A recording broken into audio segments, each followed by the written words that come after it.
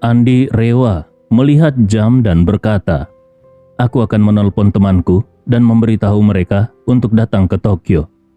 Rika dengan penuh harap mengangguk. Andi mengeluarkan ponselnya dan menelpon Ibnu Komar. Begitu telepon tersambung, Ibnu Komar bertanya, "Puang, kau kemana saja semalam? Kami tidak menemukanmu." Andi langsung menyela, "Aku di Tokyo." Ibnu Komar semakin bingung dan bertanya, Apa? Bukankah kau bilang ingin pergi ke Kyoto untuk bertemu teman? Bagaimana bisa tiba-tiba kau berada di Tokyo? Itu kan jaraknya ratusan kilometer." Andi berkata, "Kebetulan temanku ada urusan mendadak di sini, jadi aku datang menemaninya." Kemudian dia bertanya, "Ngomong-ngomong, bagaimana perkembangan di Osaka?" Ibnu Komar segera menjawab, "Puang, semua berjalan lancar. Kami akan menyelesaikannya siang ini. Kapan kita akan kembali ke Makassar?" Andi Rewa berkata, "Aku menelponmu untuk membahas hal itu. Aku masih ada beberapa urusan di Tokyo. Setelah kalian selesai di Osaka, segera terbang ke Tokyo. Aku akan menemui kalian di bandara. Lalu kita bersama-sama terbang kembali ke Makassar." Ibnu Komar tanpa berpikir panjang langsung berkata, "Puang, sekarang ini pesawat pribadi tidak bisa terbang di Tokyo. Ada pembatasan." Andi Rewa terkejut dan bertanya, "Kenapa? Kenapa Tokyo membatasi pesawat pribadi?" Ibnu Komar berkata, "Aku mendengar dari bawahanku di Jepang bahwa selama 2 hari terakhir ini di Tokyo telah terjadi banyak kasus kriminal besar dan sepertinya melibatkan kekuatan asing. Oleh karena itu, otoritas di Tokyo telah memperketat kontrol di perbatasan. Kalau pesawat pribadi ingin meninggalkan Jepang, satu-satunya tempat di Honshu yang masih bisa terbang hanyalah Osaka. Tempat lain, semuanya tidak diizinkan terbang." Mendengar ini, Andi langsung memahami situasinya. Kontrol ketat di Tokyo ini pasti terkait dengan keluarga Smith yang membantai seluruh keluarga Arata Akihiko. Sebenarnya kalau dipikirkan baik-baik, alasan dibalik semua ini cukup jelas.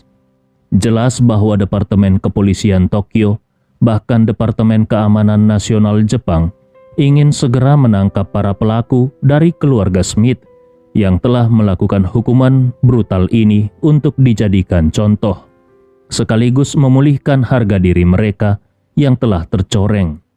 Memikirkan hal ini, Andi menghela napas dan berkata, "Kalau begitu, biarkan saja. Kalian tunggu aku di Osaka. Aku akan berkendara ke sana sore ini." Ibnu Komar buru-buru berkata, "Puang, berkendara terlalu melelahkan. Jaraknya terlalu jauh. Dan di Osaka sedang turun salju. Jalan tol ditutup karena salju tebal. Kemungkinan kau membutuhkan 6 hingga 7 jam untuk sampai di sana. Sebaiknya tinggalkan mobilmu di bandara Tokyo. Nanti bawahanku yang akan mengambilnya. Kau bisa terbang langsung dari Tokyo ke Osaka. Kita bertemu di bandara. Ini akan lebih cepat." Andi bertanya, "Apakah ada pembatasan penerbangan dari Tokyo ke Osaka?" Ibnu Komar berkata, "Penerbangan domestik di Jepang saat ini belum ada pembatasan. Mereka belum bisa mengontrol semua penerbangan domestik dan internasional sekaligus. Tetapi kemungkinan pembatasan akan diperketat secara bertahap." Andi mengangguk dan berkata, "Kita akan berangkat malam ini tanpa menunda lagi. Aku akan berusaha sampai di bandara Osaka pukul 7 malam ini. Kita bertemu di sana dan pukul 8 tepat kita terbang dari bandara Osaka." Ibnu Komar buru-buru berkata, "Baik Puang, kami akan tiba di bandara Osaka sebelum pukul 7 untuk menunggumu." Andi mengangguk, "Baiklah, sampai nanti." Setelah Andi menutup telepon, Rika di sampingnya buru-buru bertanya, "Tuan Andi, apakah ada masalah?" Andi Rewa mengangguk dan menjelaskan secara singkat situasinya kepada Rika. Setelah mendengar penjelasannya, Rika berkata, "Aku akan segera memeriksa tiket pesawat untukmu Tuan Andi." Sambil berkata, dia segera mengeluarkan ponselnya dan memeriksa jadwal penerbangan. Kemudian dia berkata, "Tuan Andi, ada penerbangan yang berangkat pukul 5.40 sore, tiba di Osaka setelah 1 jam, yaitu pukul 6.40. Apakah itu cocok? Andi mengangguk.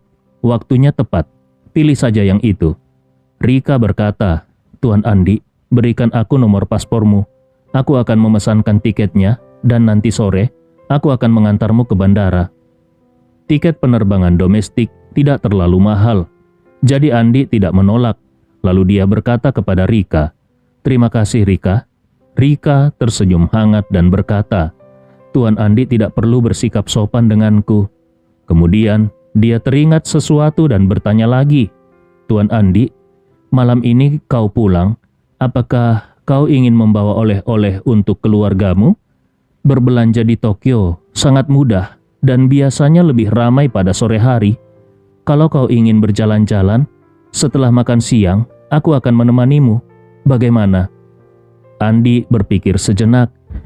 Dia sudah bepergian cukup lama, jadi tentu saja dia perlu membawa beberapa hadiah untuk istrinya. Ibu mertuanya, Carla, pasti juga berharap dia membawakannya sesuatu. Jadi dia memutuskan untuk meluangkan waktu untuk berbelanja. Dia kemudian berkata kepada Rika, "Kalau begitu, aku akan merepotkanmu untuk menemaniku berbelanja. Aku tidak terlalu mengenal Tokyo." Rika tersenyum dan berkata, "Tidak masalah, sore ini aku akan menemanimu berkeliling Ginza." Setelah berkata demikian, dia teringat ayahnya, Ugaki, lalu bertanya kepada Andi, "Tuan Andi, siang ini aku ingin mengantar makanan untuk ayah di rumah sakit. Apakah kau bisa ikut denganku?" Andi tanpa ragu menjawab, "Baiklah, nanti kita ke rumah sakit dulu, lalu baru belanja." Setelah sarapan, Andi yang sedang bersantai tanpa ada pekerjaan khusus, diajak oleh Rika ke kamar pribadinya. Sama seperti ketika mereka di Kyoto, Rika mengundang Andi untuk duduk di atas tatami di kamar tersebut. Dia menyiapkan secangkir matcha untuk Andi.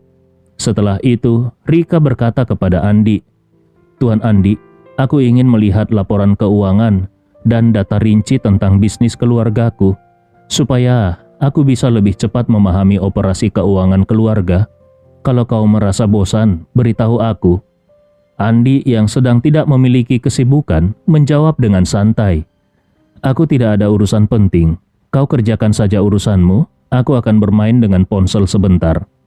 Sebenarnya, Andi tidak terlalu tertarik bermain dengan ponsel. Berbeda dengan anak muda zaman sekarang yang selalu menggenggamnya.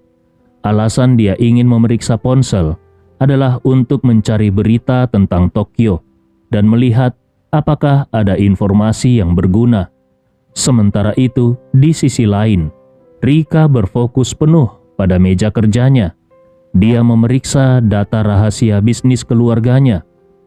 Meskipun informasi ini sangat penting, namun dia tidak ragu mempercayai kehadiran Andi di dekatnya.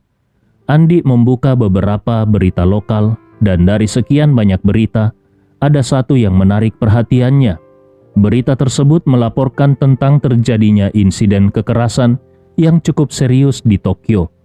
Sebagai organisasi kekerasan nomor 1 di Jepang, Yamaguchi telah mengeluarkan pernyataan kepada semua anggotanya di seluruh negeri yang menyatakan bahwa mereka akan menggunakan kekerasan untuk menjaga ketertiban di Tokyo. Yamaguchi adalah kelompok Yakuza terbesar di Jepang dan salah satu dari 3 kelompok mafia terbesar di dunia, bersama dengan mafia Italia. Kekuatan mereka tidak bisa diremehkan. Mereka mengeluarkan pernyataan ini tanpa menyebutkan nama, tetapi jelas bahwa ini ditujukan kepada keluarga Smith. Keluarga Smith memang telah bertindak terlalu jauh kali ini. Mereka telah berhasil membuat marah banyak pihak di Jepang. Bahkan, kalaupun keluarga Smith berhasil keluar dari masalah kali ini, kemungkinan besar mereka akan menghadapi banyak rintangan kalau mencoba kembali ke Jepang di masa depan. Pemerintah Jepang dan berbagai organisasi di sana pasti akan memberikan perhatian khusus pada mereka. Pada saat yang sama, di kediaman besar keluarga Rewa di Jakarta. Kakek Andi, Alif Rewa, juga tengah mengadakan rapat keluarga karena berita yang sama. Hari ini, Alif Rewa tampak sangat senang. Sambil memegang tablet dan membolak-balik berita tersebut, dia berkata kepada semua orang, "Kali ini keluarga Smith benar-benar menderita kerugian besar. Kesepakatan belum tercapai. Cucu laki-laki dan cucu perempuan mereka hampir kehilangan nyawa. Dan sekarang, mereka juga telah membuat seluruh Jepang marah. Di masa depan, keluarga Smith akan sangat kesulitan untuk berkembang di Jepang." Paman tertua Andi, Randi Rewa, tertawa terbahak-bahak dengan ekspresi penuh kemenangan dan berkata, "Keluarga Smith benar-benar mempermalukan diri mereka kali ini. Chandra Smith pasti sangat marah sampai-sampai tidak bisa makan selama 3 hari. Paman ketiga Andi, Fendi Rewa, sedikit merasa menyesal dan berkata, "Sayang sekali, karena pada akhirnya keluarga Smith masih beruntung. Arata Akihiko telah merencanakan jebakan sebesar itu. Tapi entah bagaimana bisa, ada seseorang yang misterius yang berhasil menyelamatkan Josh dan Shiva. Kalau saja mereka berdua tewas di Tokyo, keluarga Smith pasti akan mengalami pukulan besar. Mereka berdua adalah anak muda terbaik dalam keluarga Smith." Alif Rewa juga ikut menghela nafas. Benar, Chandra Smith memang orang yang tangguh dan berwibawa, tapi dia sudah tua. Arya Smith memang kejam, tapi dia masih kekurangan kemampuan. Dulu, di hadapan Sandi, Arya hanyalah badut yang melompat-lompat, sama sekali tidak bisa dibandingkan. Istri yang dia idam-idamkan pun adalah wanita yang ditolak berkali-kali oleh Sandi, sampai akhirnya wanita itu merasa patah hati dan putus asa. Barulah dia memilih menikah dengan Arya. Berbicara tentang ini, Alif Rewa mendesah panjang dan berkata dengan penuh penyesalan, "Kalau saja Sandi masih hidup, jangan katakan keluarga Smith, bahkan bintang di langit pun mungkin tidak bisa menandingi keluarga Rewa." Mendengar ayahnya kembali meratapi kepergian Sandi, Randi merasa agak tidak senang dan berkata, "Ayah, Sandi sudah pergi bertahun-tahun. Hal seperti ini tidak usah disebutkan lagi. Lagi pula, alasan Sandi meninggalkan rumah pada saat itu. Kita semua punya tanggung jawab atas hal itu. Bahkan, bisa dikatakan seluruh keluarga di Jakarta juga tidak bisa lepas dari tanggung jawab. Ini bukan hal yang bisa kita kendalikan." Putra ketiga, Fendi Rewa, ikut menyetujui. "Benar ayah, kita sedang membahas Josh dan Shiva. Kenapa ayah malah jadi membicarakan Sandi lagi?" Alif menghela nafas panjang, lalu melambaikan tangannya. "Tidak usah dibicarakan lagi. Mari kita bicarakan urusan penting. Singkatnya, langkah pertama keluarga Smith menuju Jepang sudah salah besar. Situasi selanjutnya akan sangat merugikan mereka. Ini adalah kesempatan emas bagi kita untuk maju dan mengambil keuntungan. Bagaimana pendapat kalian?" Semua orang saling berpandangan. Randi sangat setuju dan berkata, "Ayah benar. Aku juga merasa ini adalah kesempatan besar bagi kita. Bisnis pelayaran internasional kita memang lebih lambat berkembang dibandingkan keluarga Smith, dan kita berada pada posisi yang sangat lemah. Namun, kalau kita bisa memanfaatkan kegagalan keluarga Smith dan menjalin kerjasama dengan keluarga Akana, lalu menguasai pasar Jepang, itu sama saja dengan mencekik leher keluarga Smith, dan pasti akan menjadi pukulan berat bagi mereka." Alif Rewa mengangguk. Namun, setelah merenung sejenak, dia baru berkata, "Saat ini, kita belum cocok untuk bersaing langsung dengan keluarga Smith. Kita harus bertindak dengan hati-hati dan secara bertahap. Jangan sampai keluarga Smith mengetahui rencana kita terlebih dahulu." Randi dengan bingung bertanya, "Ayah, keluarga Smith bisa dengan terbuka pergi ke Jepang dan memusnahkan seluruh keluarga di sana. Kenapa kita harus menyembunyikan diri ketika hendak pergi ke Jepang untuk berbicara tentang kerjasama?" Alif Rewa tersenyum tipis. Kekuatan keluarga Smith sudah jelas. Kalau kita pergi ke sana dengan gegap gempita untuk berbicara tentang kerjasama dengan keluarga Akana, maka bagi keluarga Smith, itu seperti menampar wajah mereka dan membuat mereka malu saja. Sambil melanjutkan, Alif Rewa berkata lagi, dan kalau kita menampar keluarga Smith dengan gaya mereka yang agresif, pasti mereka akan bentrok langsung dengan kita, dan situasinya akan semakin rumit. Randi buru-buru bertanya, apa maksud ayah? Alif Rewa menjawab dengan sangat serius, untuk mengalahkan keluarga Smith, kita harus menganalisis mereka secara mendalam, bukan hanya membandingkan data yang terlihat di permukaan. Randi segera berdiri, membungkuk dan mengepalkan tinjunya. Ayah, aku masih belum mengerti. Mohon pencerahannya lebih lanjut. Alif Rewa menggelengkan kepalanya pelan-pelan dan di dalam hatinya dia kembali teringat pada Sandi. Di dalam hatinya dia merenung. Putra sulungku Randi, meskipun juga berbakat dan cerdas, tapi masih belum mencapai tingkat jenius. Jadi, dia masih belum bisa memahami segala hal dengan mudah. Tapi Sandi adalah bakat luar biasa yang jarang ditemukan. Sandi selalu bisa memahami segalanya tanpa perlu dijelaskan. Seakan belajar tanpa guru. Sayang sekali, sungguh sayang.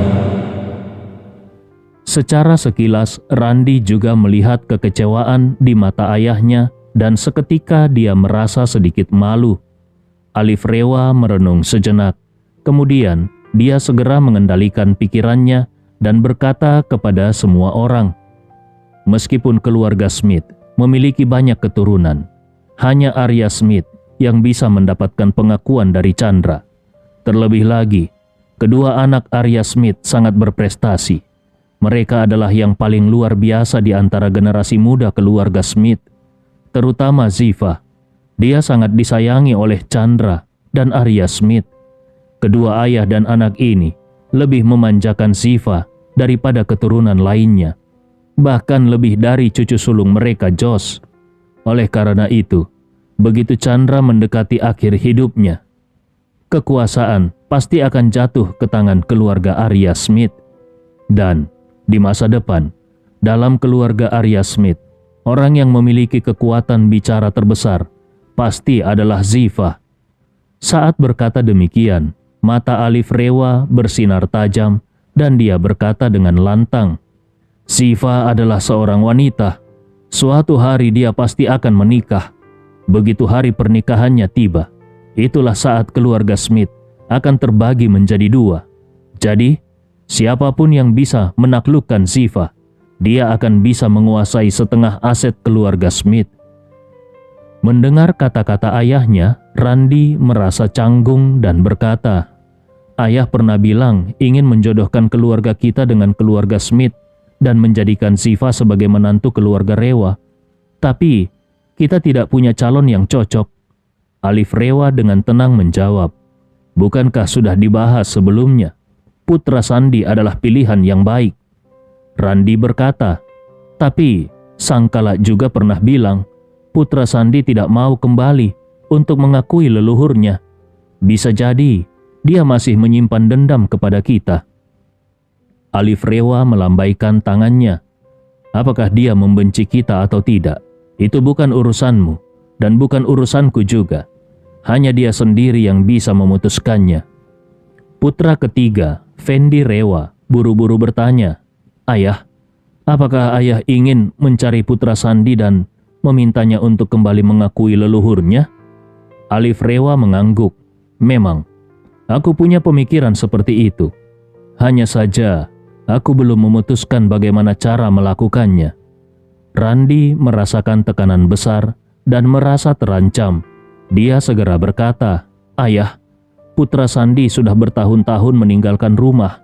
Dia sepenuhnya di luar kendali kita.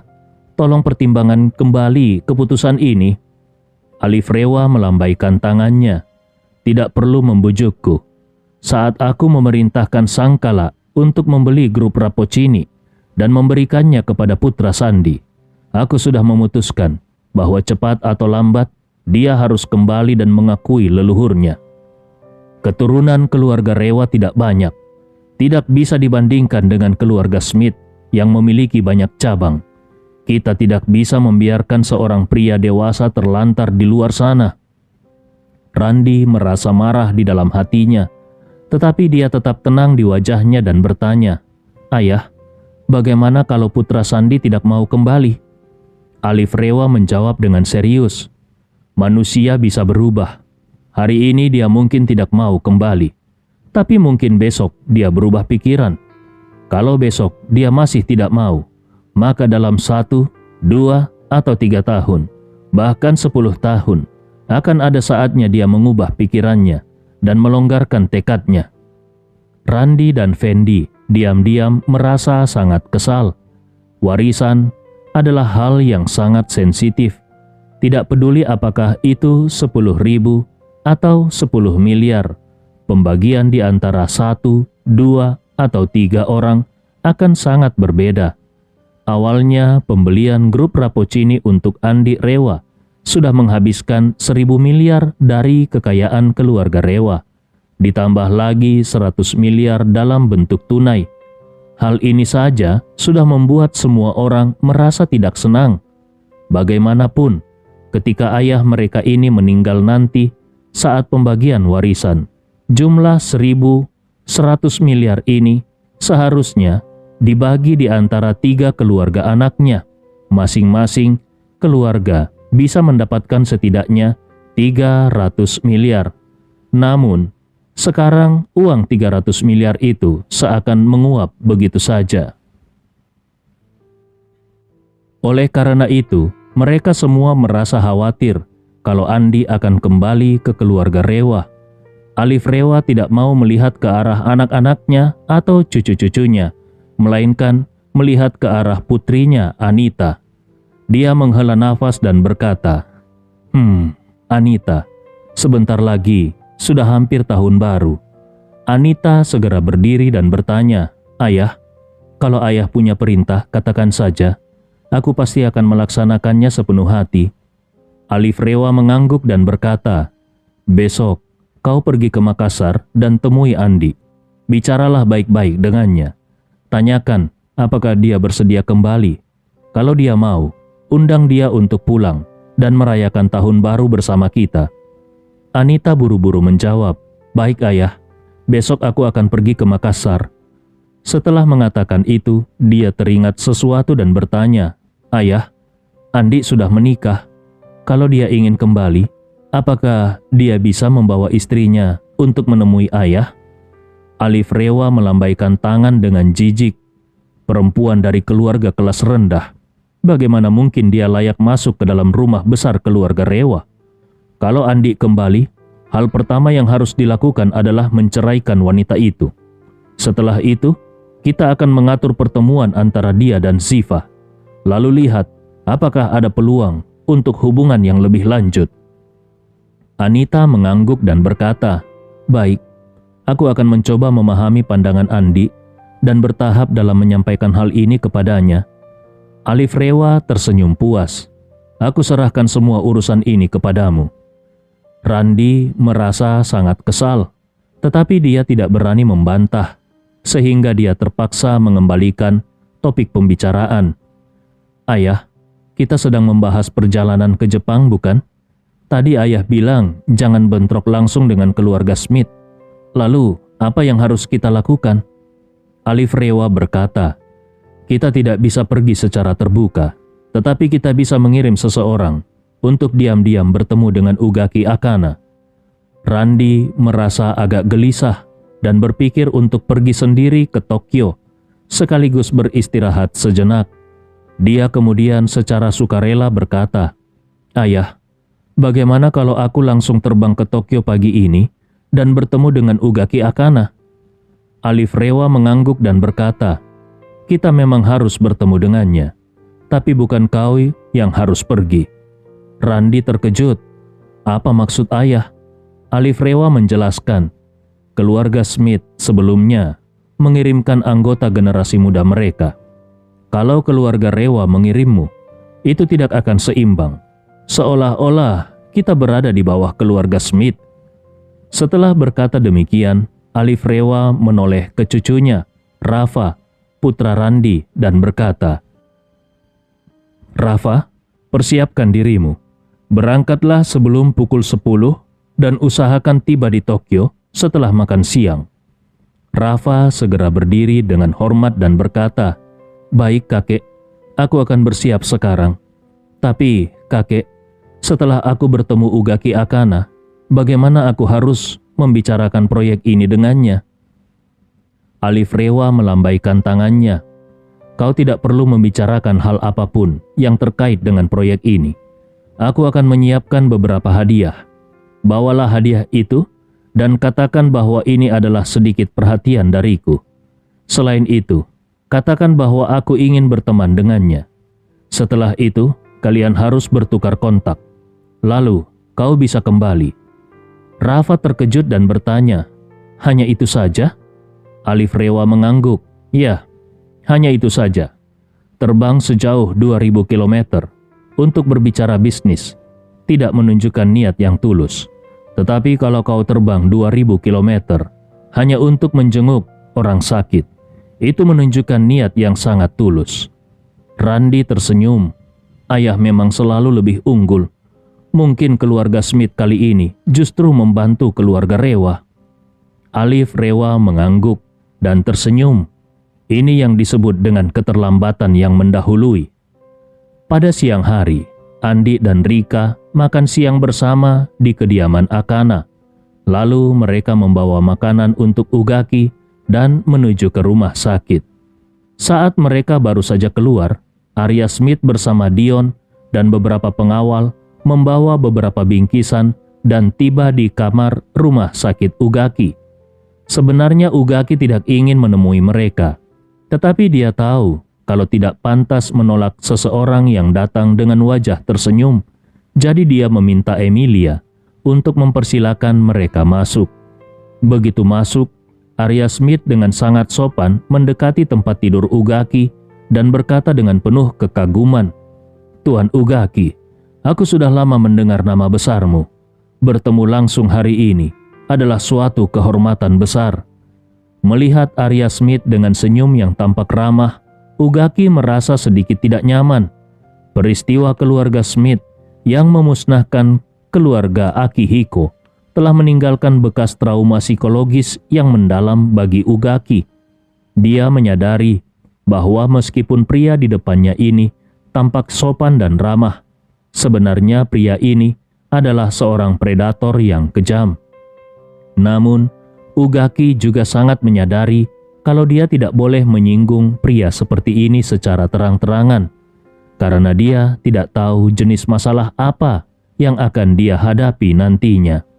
Oleh karena itu, dia juga berpura-pura bahagia dan berkata, "Oh, Tuan Arya, aku tidak menyangka kau akan datang menemui aku secara pribadi. Ini benar-benar membuat aku merasa sangat terhormat. Silakan duduk, silakan duduk." Arya Smith mengangguk, lalu dia duduk di kursi di samping tempat tidur dan dengan tersenyum berkata, "Maafkan aku, karena harus bertemu denganmu dalam kondisi seperti ini. Belakangan ini aku sangat sibuk. Sebenarnya aku ingin mengirim anak-anakku lebih dulu untuk menjengukmu. Kemudian aku menyusul. Namun banyak hal tak terduga yang terjadi. Kuharap kau bisa memakluminya." Tidak bisa dipungkiri kalau Arya Smith adalah aktor yang sangat baik. Kalau Ugaki tidak mengetahui siapa sebenarnya Arya Smith, dia pasti akan mudah tertipu oleh senyum ramahnya yang penuh dengan kepura-puraan ini. Meskipun sangat membenci Arya Smith, Ugaki tetap harus bersikap sopan dan ramah di permukaan. Dengan senyum di wajahnya dia berkata, "Tuan Arya terlalu sopan. Seharusnya ketika kau datang ke Jepang, aku yang menjemputmu di bandara dan mengatur akomodasi hotel. Aku tidak menyangka banyak hal tak terduga yang terjadi." Arya Smith segera berkata, "Ah, Tuan Ugaki, kau tidak perlu seformal itu. Hubungan persahabatan antara keluarga Smith dan keluarga Akana sudah berlangsung lama dan akan terus tumbuh lebih kuat di masa depan. Tidak perlu terjebak dalam hal sekecil ini." Melihat senyum palsu Arya Smith, Ugaki merasa mual hingga hampir ingin memuntahkan sarapannya. Tetapi dia hanya bisa mengangguk dan setuju. Tuan Arya benar, kita memang tidak perlu terlalu terikat pada hal-hal kecil ini. Arya Smith merasa puas dan mengangguk. Dengan serius dia berkata, Tuan Ugaki, meskipun banyak kekacauan terjadi di Tokyo akhir-akhir ini, dan kau mengalami cedera serius, aku tetap ingin mengatakan bahwa setelah semua ini mereda, keluarga Akana mungkin adalah pihak yang paling diuntungkan. Ugaki tahu apa yang dimaksud Arya Smith.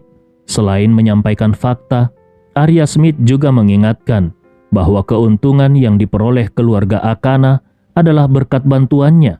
Dengan kata lain, Arya Smith secara halus menuntut pengakuan atas kontribusinya.